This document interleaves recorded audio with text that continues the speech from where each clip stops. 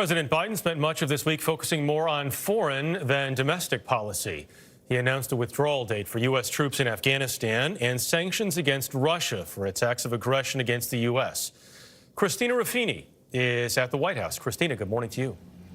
Good morning, Jeff. As you mentioned, since coming to office, President Biden has really tried to focus on domestic issues, right? COVID, economic relief, infrastructure. But as his own Secretary of State likes to say, foreign policy is domestic policy. And this week, there was a lot of it.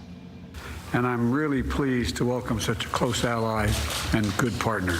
Japanese Prime Minister Yoshihide Suga is the first world leader to be hosted by President Biden at the White House, a show of solidarity aimed at America's biggest strategic competitor. We committed to working together to take on the challenges from China.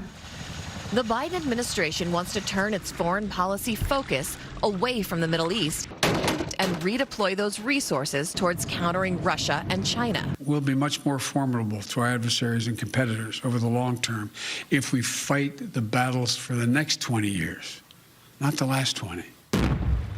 This week, the president announced he will pull all U.S. forces out of Afghanistan by September 11th. The president made the decision to start the drawdown on May 1st, and that's the plan that we're going on. The White House also unveiled sweeping action against Moscow, expelling 10 Russian officials, sanctioning dozens of others, and officially blaming Russian intelligence services for the massive computer hack known as SolarWinds. Obviously, we've put sanctions in place in order to send a clear message that there should be consequences for the actions. But there were consequences for the consequences, with the Kremlin yesterday announcing its own sanctions and saying it plans to expel 10 American officials, a move the State Department called escalatory and regrettable.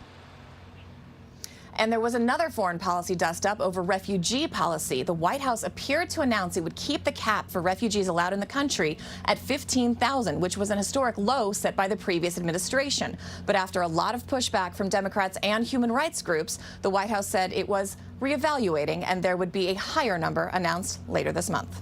Christina, thank you.